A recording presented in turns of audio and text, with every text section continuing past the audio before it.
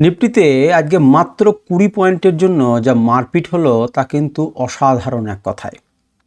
আমরা আগের দিনে থাম্বনেলে লিখেছিলাম যে মার্কেট কি 26,000-এর দিকে যাবে এবার এক্সপায়ারিতে।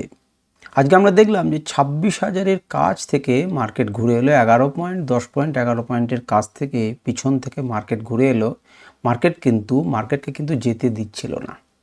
তারপর একটা নির্দিষ্ট লেভেলে 960 থেকে 980 এই রেঞ্জে বিশাল মারপিট হলো এবং সেই মারপিটের পর আমরা দেখতে পেলাম যে বায়ার্সরা কিন্তু মার্কেটকে ছেড়ে দিলেন এবং তারপর আবার একটা প্রচেষ্টা করলেন এবং প্রচেষ্টা করার পর ধীরে ধীরে কিন্তু মার্কেট 900-র কাছাকাছি এসেছে, 935-এ বন্ধ করেছে। এখন যেটা সবচাইতে বড় প্রশ্ন যে 900 লেভেলটাকে কি রাখতে পারবে? এই লেভেলটাকে কিন্তু জয় করার চেষ্টা চলছে। বায়ার্সদের হাত থেকে ছিনিয়ে নেওয়ার চেষ্টা চলছে, সেলাররা চেষ্টা করছেন। আমরা পুরো বিষয়টাকে মন দিয়ে দেখব এবং বোঝার চেষ্টা করব। আপনারা দেখতে থাকুন এবং বুঝতে থাকুন। আমি সুররঞ্জন গঙ্গোপাধ্যায় আপনাদের সবাইকে স্বাগত জানাচ্ছি নিফটি অ্যানালিসিসের এই ভিডিওতে। চলুন দেখি মাল্টি টাইম ফ্রেমে কেমন করে অ্যানালিসিস করতে হয় এবং কেমন করে আমরা ট্রেড করতে পারতাম, কেমনভাবে ট্রেড করা উচিত ছিল, সমস্ত কিছু কি আমরা বিচার করব। তো একটা ডিসক্লেমার আপনাদেরকে দিতেই হয়, সেটা হচ্ছে সেবি রেজিস্টার্ড অ্যানালিস্ট নয়। আমি আমার নিজস্ব মত দিচ্ছি। এই আলোচনা করার সময় আমি আমার নিজের ইন্ডিকেটর ব্যবহার করব। আপনাদেরকে সেই ইন্ডিকেটর অনুযায়ী চলতে হবে, তার কোনো ব্যাপার নয়। আপনারা নিজেদের বিশ্লেষণ করুন এবং সেটাকে কাজে লাগান। দেখুন মার্কেট কোন জায়গাতে দাঁড়িয়ে রয়েছে, 25,935। আমরা আগের দিনে কি দেখেছিলাম? আমরা আগের দিনে দেখেছিলাম একটি গুরুত্বপূর্ণ লেভেল 25,800। তার থেকে আরও নিখুঁত বললে 840 থেকে 860 সেই লেভেলকে জয় করে মার্কেট দাঁড়িয়েছিল এবং আমি থাম্বনেলে লিখেছিলাম এবার কি এক্সপায়ারিতে তাহলে 26,000 যাবে বা যেতে পারে, একটা চান্স কি আছে। নিচের দিক থেকে কিছু বাইং একটা এসেছিল, সেটা ক্লিয়ার, সেটা 3 দিন আগে থেকে বলছি। এবং একটি সাইকোলজিক্যাল লেভেল 25,500-র কাছাকাছি যখন গেল, আমরা বলেছিলাম এখানে টাচ করতে পারি। সেখান থেকে মোটামুটিভাবে প্রায় 500 পয়েন্ট কিন্তু র্যালি দিয়ে দিয়েছে 3 দিনে। 500-কে 2 দিন আগে টাচ করেছে, এখন 35 আর গেছিল 989 পর্যন্ত। সুতরাং আমরা বলতেই পারি 500 পয়েন্টের র্যালি দিয়েছে।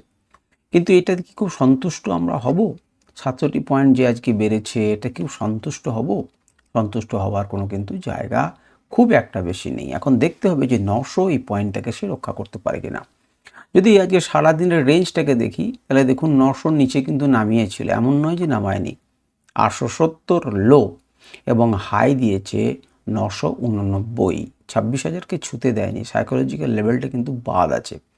এখন নিচের দিক থেকে এসে কালকে যদি একটা 900-তে এসে 900 থেকে বাউন্স করে উপর দিকে যেতে পারি, আর 900-কে ভেঙে যদি নিচের দিকে চলে যায় সেটাও করতে পারি। আমরা এক এক করে দেখার চেষ্টা করব। প্রথমেই মান্থলি টাইম ফ্রেমে দেখুন, কিছু বলার নেই। আপনারা দেখেছেন যে আমাদের যে ট্রেন্ড লাইনটা, সেই ট্রেন্ড লাইনের উপরে অন্ততপক্ষে ক্লোজ দিয়েছে, যেটা মান্থলি টাইম ফ্রেমে একটুখানি ভালোই লাগছে মান্থলি টাইম ফ্রেমে, কারণ আমার ট্রেন্ড লাইনের উপর ওঠার চেষ্টা করছে। উইকলি টাইম ফ্রেমে যদি দেখি তাহলে দেখতে পাবেন আমরা যেটা চাইছিলাম যে অন্ততপক্ষে এই দিনটাতে এখানে ক্লোজিং চাইছিলাম, সেটা হলো না, কিন্তু পরের সপ্তাহে অন্ততপক্ষে নিচে থেকে সাপোর্ট নিয়ে উপরে গেছে। কিন্তু এই জায়গাটা কঠিনই হবে, আমি আগেও বলেছিলাম নিফটির ক্ষেত্রে। কারণ হচ্ছে দেখুন নিফটির উপরে কি রয়েছে, নিফটির উপরে রেজিস্ট্যান্স রয়েছে, নিচে সাপোর্ট রয়েছে। তো এখানে দুটো চ্যানেল রয়েছে এবং অজস্র লেভেল রয়েছে। নিচের দিক থেকে বাইং এসেছে ঠিকই, কিন্তু বারে সেলাররা কিন্তু এই লেভেলটাকে জয় করার চেষ্টা করেছিলেন। কিন্তু কি হয়েছে, এই জায়গাটা বায়ার্সরা রক্ষা করেছেন। শেষকালে বড় একটি ক্যান্ডেল এসে আমাদেরকে ধরাশায়ী করে দেয় এবং মার্কেট নিচের দিকে আসে। এবারে যখন উপরের দিকে যাচ্ছে তখন এই লেভেলটিকে সহজে এই বড় প্লেয়াররা ছাড়বে না এবং আজকে সেই লড়াইটাকে আপনাদেরকে দেখানোর চেষ্টা করব যে কিভাবে সেই লড়াইটাকে আমি আইডেন্টিফাই করার চেষ্টা করছি এবং কিভাবে আমি বুঝলাম যে আজকে একটা বড় লড়াই হয়েছে। আপনারা থাকুন এবং আমরা দেখতে থাকুন এক এক করে। তাহলে যদি আমাকে বলতে হয় যে উইকলি টাইম ফ্রেমে কেমন লাগলো, তো উইকলি টাইম ফ্রেমেও কিন্তু আমাকে বেশ ভালো লাগছে, কিন্তু উপরে রেজিস্ট্যান্স আছে, আমাদেরকে সেখানে সতর্ক হতে হবে। সময় রয়েছে, আমরা যদি আরেকটু উপরে এই চ্যানেলের উপরে ঢুকতে পারতাম তাহলে বেটার হতো, কিন্তু আমাদের তো চাহিদার শেষ নেই। মার্কেট কি করতে চাইছে সেটাই দেখা। চলে আসুন আমরা যদি দেখি যে ডেলি টাইম ফ্রেমে কী করার চেষ্টা করছে। তো ডেলি টাইম ফ্রেমে খুব পরিষ্কার, পরিষ্কার কীভাবে? মার্কেটকে নিচে নামালো, মার্কেট উপর দিকে যাওয়ার চেষ্টা করছিল, বাধা ছিল, অনেকখানি গ্যাপ আপ করে মার্কেট নিয়ে গেল, রিটেস্ট করলো এবং উপরের দিকে যাওয়ার চেষ্টা করছে। কিন্তু উপরের দিকে যাওয়ার চেষ্টা করলে উপরেও তো রেজিস্ট্যান্স আছে এটার উপরে, সুতরাং সেখানে রেজিস্ট্যান্স ফেস করবে, সেটাই স্বাভাবিক। কিন্তু আমাদের লেভেলকে একদম কিন্তু সে টাচ করেনি, যেটা 26,000-এর লেভেল ছিল। যে কারণের জন্য এখানে ক্লোজ করেছিল বলে আমরা ভেবেছিলাম যে 26,000-এর দিকে হয়তো যেতে পারে, নিচের দিক থেকে একটা বাইং এসেছিলো, গ্যাপ আপ হয়েছিল, সেই জন্য যেতে পারে। আর যদি এটাকে ভেঙে দেয় তাহলে এই গ্যাপটা কিন্তু পরিপূর্ণ করার জন্য সে আসবে। এখন আমাদের কি করতে পারে? আরও একটা ক্যান্ডেলে কি এখানে টাচ করে সে নিচের দিকে নামবে, বা এটা নিচে খুলবে দিয়ে আবার এখানে সাপোর্ট নেবে, বা এটা খেয়ে তারপর উপর দিকে যাবে। এখন দেখুন এত বড় ক্যান্ডেল যারা তৈরি করেছে, আপনি তাকিয়ে দেখুন এখানে কারা রয়েছে। এই বিষয়টাকে একটুখানি করে কিন্তু বোঝার চেষ্টা করতে হবে চার্টটাকে, এবং তার জন্য আমি ছবিটিকে অফ করলাম এবং তাকিয়ে দেখুন আপনি কি করবেন। আপনি যে জায়গাতে মার্কেট রয়েছে আপনি চোখ বন্ধ করে সেখানে একটি সরল লেখা টানুন। টানার পর আইডেন্টিফাই করার চেষ্টা করুন সেখানে কে কে বড় বড় প্লেয়ার রয়েছে, সেগুলোকে দেখার চেষ্টা করুন। দেখুন এই একটা বড় প্লেয়ার যিনি মার্কেটকে নামানোর চেষ্টা করেছিলেন, মার্কেটকে তুলে নিয়ে গেছে কিন্তু শেষ পর্যন্ত নামাতে সক্ষম হয়েছেন। এখানে একজন ছিল যিনি নামাবার চেষ্টা করেছিলেন, কিন্তু তার থেকে বড়ভাবে একটা গ্রিন ক্যান্ডেল এসে নামিয়েছেন। রাগ মনের মধ্যে পুষে রেখেছিলেন। আবার কিন্তু এরাই যিনি নামাবার চেষ্টা করছেন সেই দলেরই লোক একটা কিন্তু মার্কেটকে নামালো। এখান থেকে আবার ওঠানোর চেষ্টা করেছে, আবার ছাড়েনি, দেখে ছেড়ে নিচে নামালো, কিন্তু বায়াসরাও ছাড়ছে না, বায়াসরাও তুলছে, সেলাররা নামাচ্ছেন, শেষ পর্যন্ত বায়াসরা আবার তুললো। কিন্তু মনের মধ্যে রাগ পোষা ছিল যে জায়গাটা থেকে, সেই জায়গা থেকে নামলো, এবং আমাদের তখন এখানে কি প্যাটার্ন তৈরি হলো, একটা এম প্যাটার্ন তৈরি হলো এবং মার্কেটকে ধরাশায়ী করে দিল নিচের দিকে। আমরা সেখান থেকেও আবার তুললাম এবং সেই জায়গাটাতে আমরা চলে এসেছি এই রকম জায়গাতে। এখন এই জায়গাটাতে এ চাইছে কি, অন্ততপক্ষে এর প্রভাব থেকে মুক্ত করে মার্কেটকে এই বায়াসটা যেমন উপর দিকে তুলে নিয়ে গেছেন তেমনি করে আবার তুলে নিয়ে যাব, কিন্তু এরাও তো সহজে ছাড়বে না। সুতরাং সেই ক্রুশিয়াল জায়গাতে যে মারপিট হবে, এখানে দেখুন প্রচুর অ্যাজিটেশন রয়েছে, সেই অ্যাজিটেশনের জায়গাতেই কিন্তু দাঁড়িয়ে মার্কেট যখন নিচে পড়ছিল এবং ওপরের দিকে আবার যাওয়ার চেষ্টা করেছিল, দেখুন কোন জায়গাতে ধাক্কা খেয়েছে, এই জায়গাটা ধাক্কা খেয়েছে। এবং আমি যদি ধাক্কার জায়গাটাতে একটা স্ট্রেট লাইনকে আঁকি তাহলে দেখবেন একদম ডট টু ডট সে কী করেছে, সেই জায়গাতেই সে ক্লোজিং দিচ্ছে। তার উপরে যদি ক্লোজিং হতো খুব ক্ষতি হতো কি? ক্ষতি হতো না। ঠিক এই জায়গাটাতেই কিন্তু একটা মারপিট চলছিল এবং মার্কেট এখানে দাঁড়িয়ে রয়েছে। আমরা যদি আমাদের ইন্ডিকেটর আনরাইভেল লাগাই তাহলে আমরা কি দেখব? আমরা দেখব যে আগের দিনে আমরা দেখেছিলাম যে একটা লেভেল থেকে আর একটা লেভেল এসে পৌঁছে ডট ডট দিয়েছিল। এখন আজকে সে চেষ্টা করলে, আমরা বলেছিলাম এটি একটি জোন, সুতরাং এই জোনটাকে সে কিন্তু পেরোতে পারেনি, ফুঁড়ে এর ওপরে বেরোতে পারেনি। জোন যখন বটে নিচের দিক থেকে যাচ্ছে তখন স্বাভাবিকভাবে এটা একটা রেজিস্ট্যান্স জোন, সেই রেজিস্ট্যান্স জোনের মধ্যেই সে কিন্তু রয়েছে। বড় বড় প্লেয়াররা এই জোনটাকে জয় করতে দিতে চাইছে না, কাছাকাছি অবধি গিয়েছিল। তাকিয়ে দেখুন 25,999, আমাদের ছিল 25,989 পয়েন্ট সামথিং। সুতরাং 10 পয়েন্ট 11 পয়েন্ট থেকে এ পিছিয়ে গেছে এটাকে টাচ করা থেকে। কিন্তু এখানে একটা সে একদম যে নিচে নেমে যায় তাই না, লড়াই অন্ততপক্ষে করেছে এই 2 নম্বর লেভেলের উপরে কিন্তু সে ক্লোজিং দিয়েছে। কিন্তু এখানে একটা ধাক্কা সে খেলো। যদি ডেলি টাইম ফ্রেমে কিন্তু আমাদের এই যে ক্লাউড, এই ক্লাউডটা কিন্তু সে মাঝখানে একটা হল্ড করার জন্য জায়গা হতে পারে। এছাড়া হল্ড করার জায়গা হতে পারে এই জায়গাটা, সে সাস্টেন করার চেষ্টা করতে পারে যে এর উপরে নিচে আমি নামবো না। হতে পারে এই রকম একটা জোনকে কল্পনা করতে পারেন, সেখানে কোন যদি উপরের দিকে যায় তাহলে এগুলো অবশ্যই ধাক্কার হিসেবে কাজ করবে। সুতরাং আপনার কাছে নিশ্চয়ই ক্লিয়ার হলো, কিন্তু এখনও সেই ফান্ডামেন্টাল প্রশ্নটা কিন্তু উত্তর আমরা পেলাম না। সেটি হচ্ছে যে কীভাবে আপনি বুঝলেন যে সেই 20 পয়েন্টের মধ্যে, বা যেটা আপনি বলছিলেন যে 960 থেকে 980-85 মধ্যে একটা ঝামেলা হয়েছে, মারপিট হচ্ছে, সেটা কী করে বুঝবো? তো ঠিক আছে, আমরা সবই বুঝবো। চলে আসুন আপনি ডেলি টাইম ফ্রেম থেকে আমরা 1 ঘন্টা টাইম ফ্রেম। আমরা দেখেছি যে মার্কেটকে নিচে নামানোর চেষ্টা করলে উপরে উঠলো, রিটেস্ট হলো এবং ওপরের দিকে রাখলো। তাকিয়ে দেখুন তার পরের দিনে কী রেজাল্ট দিল, একটি লেভেল থেকে আরেকটি লেভেলে কিন্তু দিল। এবারে আপনার যদি এখানে কোনো রকমভাবে কোনো ইন্ডিকেটর বাই সিগন্যাল দেয়, আপনাকে কিন্তু বুঝতে হবে যে 26,000-এর এখানে কিন্তু আমার কাছে একটা বড় রেজিস্ট্যান্স আছে। বাই সিগন্যাল দিচ্ছে মানে কোনো বড় প্লেয়ার কিন্তু এখানে কি করছেন, লং করার চেষ্টা করছেন। কিন্তু চেষ্টা করলেই তো উপরে একটা রেজিস্ট্যান্স আছে, সেটাও তো ছাড়বে না, এবং তিনি কিন্তু ছাড়লেন না, নিচে গেলেন। আপনারা যারা পুরনো তারা জানেন যেখানে একটি জোন আছে এবং এক্সট্রা একটি রেড লাইন দেওয়া আছে, সুতরাং এটি একটি বড় রেজিস্ট্যান্স। এখানে একটা ছেদ করলো বটে, কিন্তু তার উপরে কিন্তু রেজিস্ট্যান্সটা ছিল, সেটি এই ক্যান্ডেলকে দেখিয়ে দিল। এত জোর দিল যে 3-4টে ক্যান্ডেলের কাছাকাছি সে নিচে এলো। এবারে যদি দেখেন যখন নিচের দিকে আসছিল তখন এই মাথাটা কিন্তু কি করছেন না, সেলাররা কিন্তু জয় করার চেষ্টা করছিলেন যে এর নিচে নিয়ে যাব, কিন্তু বায়াসটা কিন্তু এই দুর্গটাকে বজায় রাখতে পারলেন এবং এখানে কিন্তু সাপোর্ট নিয়ে দাঁড়িয়ে আছেন। এখন এই সাপোর্টটাকে যদি কালকে কোনো জায়গাতে ভেঙে দেয়, এই লেভেলটাকে যদি ডান দিকে বাড়ান, তাহলে দেখবেন 25,900 আশেপাশে। তো 25,900 এই যে গুরুত্বপূর্ণ লেভেলটিকে নিচে যদি মার্কেট খোলে এবং উপরের দিকে ফার্স্ট একটা দুটো ক্যান্ডেলে যদি ব্রেক না করে এখানে ধাক্কাকে নিচের দিকে যায়, তাহলে কিন্তু আপনি পরিষ্কার বুঝতে পারবেন যে মার্কেট হয়তো নিচের দিকে এই লেভেল পর্যন্ত যাবে। এবং আমাদের যে তারপরের যে সাপোর্ট লেভেল অত্যন্ত গুরুত্বপূর্ণ, সেটি হচ্ছে 25,840, সেখানে এসে পৌঁছাবে। এটিকে বহু কষ্ট করে কিন্তু জয় করেছে, ইনি কিন্তু নামানোর চেষ্টা করেছিলেন, তাকে কিন্তু তুলে নিয়ে যাওয়া হয়েছে। তারা কিন্তু ছাড়ছেন না, তারা আবার এটাকে করে দিয়ে যদি নিচে আসে তাহলে কিন্তু বিপদ। তাহলে আমরা দেখতেই পাবো এইখানটাতে কিন্তু একটা শর্টের ব্যাপার কিন্তু তৈরি হয়েছে। এখন সেটাই আমাদের দেখার যে সেই শর্টের যে ব্যাপারটা তৈরি হয়েছে সেটি মার্কেটকে একদম এখানে খোলে না প্রি মার্কেটে মার্কেটকে কিনে আর উপরের দিকে নিয়ে যায়। সুতরাং আমাদের কাছে ক্লিয়ার হলো যে আমাদের কাছে গুরুত্বপূর্ণ সাপোর্ট লেভেল কোনটি এবং গুরুত্বপূর্ণ রেজিস্ট্যান্স লেভেল কোনটি। এখন কালকে মার্কেট যদি এর মধ্যে কোথাও খোলে, তাহলে তার কাছে খুব পরিষ্কার একটি জায়গা থাকবে 25,900 আর উপরের দিকে 26,000।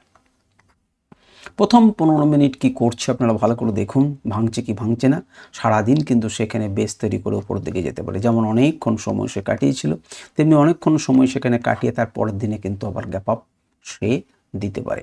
তো যাই হোক, সাপোর্ট এবং রেজিস্ট্যান্স আপনার কাছে ক্লিয়ার। এখনও কিন্তু আমরা সেই ফান্ডামেন্টাল প্রশ্নটির উত্তর পাইনি, আমরা উত্তর পাওয়ার চেষ্টা করব। 15 মিনিট টাইম ফ্রেম, আমরা 5 মিনিট টাইম ফ্রেমে সেটাকে বুঝবো। 15 মিনিট টাইম ফ্রেমে যদি আপনি দেখেন, তাহলে 10 তারিখে কি ঘটনা ঘটলো। 10 তারিখে ওপেন হলো মার্কেট, এখানে ওপেন হওয়ার পর দ্রুত যখন মার্কেট নামছিল, আপনাকে কে সাপোর্ট দিল? দেখুন এই লেভেল কবেকার রাখা, কিন্তু এই লেভেল সাপোর্ট দিল কেন? কারণ এটি গুরুত্বপূর্ণ লেভেল। এই প্রথমবারে চেষ্টা করেছিল, পারেনি, আবার চেষ্টা করেছিল, পারেনি, তাকে গ্যাপ আপ করে তুলে নেওয়া হয়েছে। আপনি সহজে আসবেন আর একে জয় করে নেবেন, তা তো হতে পারে না। সুতরাং এখানে একটা ফাইট কিন্তু দিয়েছে, এবং এই যে একটা হিউজ বাইং এখানে আসা মাত্রই যে একটা ম্যাজিক্যাল মুভমেন্ট আমরা পেলাম উপরের দিকে, এটি প্রমাণ করে যেটি একটি স্ট্রং সাপোর্ট হিসেবে কাজ করছে আপাতত। কিন্তু এটিও একটা রেজিস্ট্যান্স ছিল, সেই জন্যই কিন্তু পুরোপুরি জয় করতে পারলো না। কিন্তু পরের পদক্ষেপে যারা বায়ার সেখানে ছিলেন তারা কিন্তু মার্কেটকে তুলে নিয়ে গেল।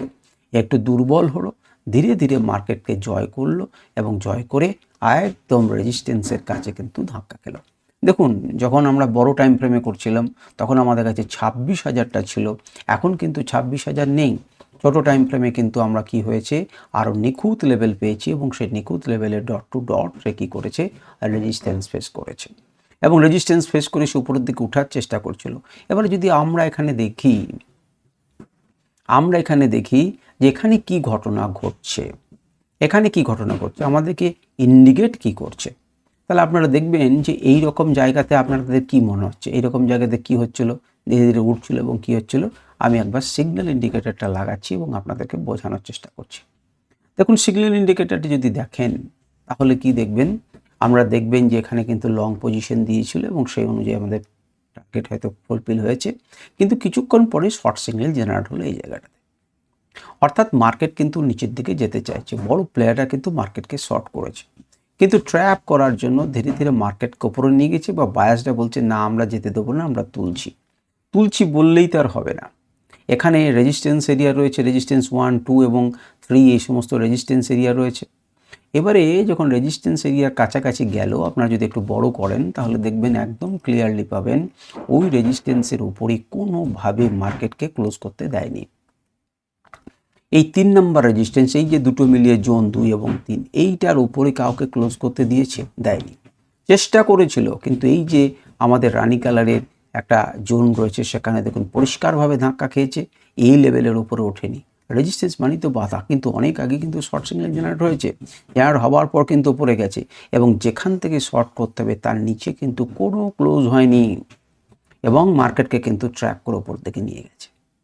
হতে পারে এরকম ধরনের ঘটনার পর এই যারা নিয়ে গেলেন তারা আরও খানিকটা নিয়ে গিয়ে আবার নতুন করে বাই সিগন্যাল তৈরি হতে পারে। এমন নয় যে হতে পারে না, মানে আপনার লং সিগন্যাল তৈরি হতে পারে, অর্থাৎ সেখানে কোনো বড় প্লেয়ার ঢুকতে পারেন। এখানে যাই হোক আমরা দেখতে পাচ্ছি, এবং এই রেজিস্ট্যান্স এরিয়া থেকে কাউকে সুযোগ দেয়নি। আপনাকে ট্র্যাপ করেছে, কিন্তু আপনি যদি ধৈর্য ধরতে পারতেন যে আমার রেজিস্ট্যান্স এরিয়া তো এই জন্যই আছে, রেজিস্ট্যান্স এরিয়া পর্যন্ত আমি অপেক্ষা করতাম, আপনি কিন্তু মুনাফা পেতেন একদম টার্গেট 1-2। এবং দেখুন 981 থেকে 936, 930, অর্থাৎ 50 পয়েন্টের একটা শার্প ফল আপনি পেলেন। এবং আপনি যদি দেখেন যে তারপরেও কিন্তু আপনাকে কোন জায়গাটা টার্গেট দিল, আপনি তাকিয়ে দেখুন আপনি কোন জায়গা টার্গেট পেলেন। দেখুন 2 নম্বরের টার্গেট পেলেন, 3 এবং 4-এর একদম ডট টার্গেট পেলেন। এখান থেকে মার্কেট কিন্তু আবার ঘুরলো, 3 এবং 1 এবং 2-এ যে রেজিস্ট্যান্স ছিল সেটাকে ফেস করলো, নিচের দিকে এলো, আপনাকে 5 নাম্বার টার্গেটের কাছাকাছি দিল। আপনারা সবাই জানেন 6, 7 এবং 5 রিভার্সাল জোন মোটামুটিভাবে, তো সেখান থেকে মার্কেট কিন্তু আবার ঘুরলো, একটা লেভেল থেকে আরেকটা লেভেলে কাজ করেছে, এবং আপনারা দেখছেন আবার উপরে গেছে, আবার নিচে এসেছে, টাচ করেছে একটা লেভেল থেকে একটা লেভেল, আপনারা সেটা দেখতে পাচ্ছেন। যে লেভেলটা শর্ট লেভেল, সেই লেভেলে দেখুন মার্কেট কিন্তু আবার ওঠার চেষ্টা করেছে, কিন্তু শর্ট লেভেলের উপরে কোনো ক্লোজ দিতে পারেনি, অর্থাৎ 25,946 ওপরে কিন্তু কোনো গ্রিন ক্লোজ হয়নি, যেটা কিন্তু ইঙ্গিত করছে যে আমি খুব একটা বলিস তা নয়, আমি চেষ্টা করেছি, আমি ধাক্কা খেয়েছি, আমি নিচের দিকে নামছি। তাহলে যে গুরুত্বপূর্ণ লেভেলটি এখানে ছিল, যার নিচে শর্ট হওয়ার সম্ভাবনা ছিল, সেখান থেকে একটা চেষ্টা করেছিলেন বায়ার্সরা, বড় সেলাররা সেটাকে মাটিতে নামিয়েছে, নিচে নিয়ে এসেছে, সেখান থেকে যখন মানে একটা গুরুত্বপূর্ণ লেভেলকে ব্রেক করলো, সেটাকে রিটেস্ট করলো, এবং তারপর মার্কেট কিন্তু নিচের দিকে মুভ করছে। এখন এই রকম খেলা এইটুকুতে হয়ে আছে 15 মিনিট টাইম ফ্রেমে আমরা দেখতে পাচ্ছি। যদি এই লেভেলের উপরে তুলে কোনো জায়গাতে কাজ করতে পারে বায়ার্সরা, তাহলে মার্কেট উপরের দিকে যাবে, আর যদি সেটা না পারে তাহলে কিন্তু আমরা 840, 880, এমনকি আরও নিচে কিন্তু দেখতে পারি।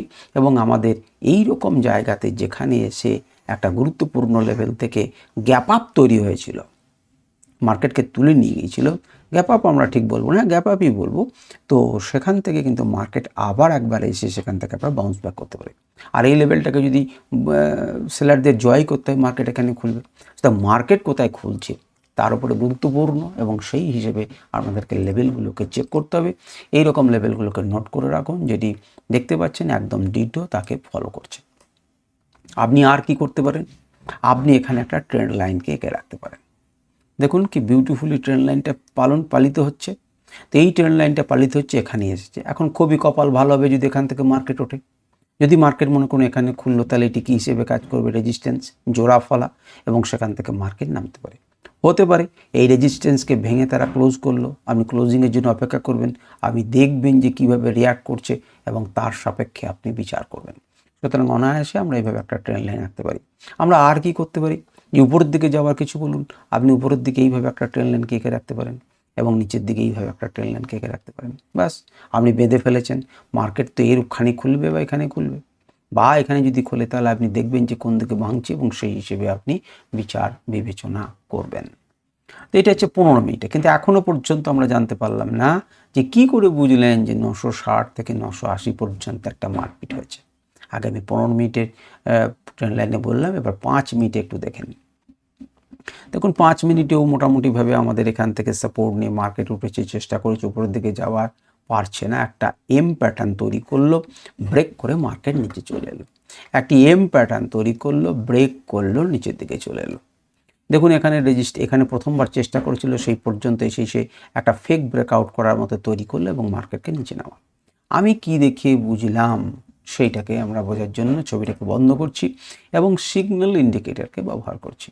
আপনি তাকিয়ে দেখুন এই ইন্ডিকেটর কি করছে, আমাদেরকে কি জানায়। এই ইন্ডিকেটর জানাচ্ছেন যে ইনস্টিটিউশন প্লেয়াররা কোন জায়গাতে কেনাকাটি বা বিক্রি ইত্যাদি করছেন। তো এখানে যখন একটা শর্ট সিগন্যাল করলো, মোটামুটি হালকা হালকা হালকা হালকা এলো, শর্ট করার চেষ্টা করেছে, কিছুটা পর্যন্ত আমরা প্রফিট পেয়েছি এবং প্রফিট পাওয়ার পর এই জায়গাটাকে তাকিয়ে দেখুন, এই জায়গাটাকে ঘিরে দেখুন আমাদের ইন্ডিকেটর কী ইঙ্গিত দিচ্ছেন। প্রথমে লং হলো, যদি আপনারা বার রিপ্লে করে দেখেন তাহলে লংয়ের পর দুটি সিগন্যাল আমাদের থাকে, আমাদের কিন্তু তার উপরে ক্লোজ হয়নি, কিন্তু বড় প্লেয়ার যখনই এন্ট্রি করছেন তখন আমরা একটা আইডেন্টিফাই করতে পারলাম এবং লং হওয়ার চেষ্টা করলাম, কিন্তু দেন এন্ড দেয়ার দেখুন শর্ট সিগন্যাল জেনারেট হলো। অর্থাৎ বলছি না লং নয়, বড় প্লেয়ার শর্টে ঢুকেছে। দেন এন্ড দেয়ার আর একজন চেষ্টা করলো যে না আমি আবার লংয়ে যাব, অর্থাৎ যিনি চেষ্টা করছিলেন তিনিই চেষ্টা করছেন।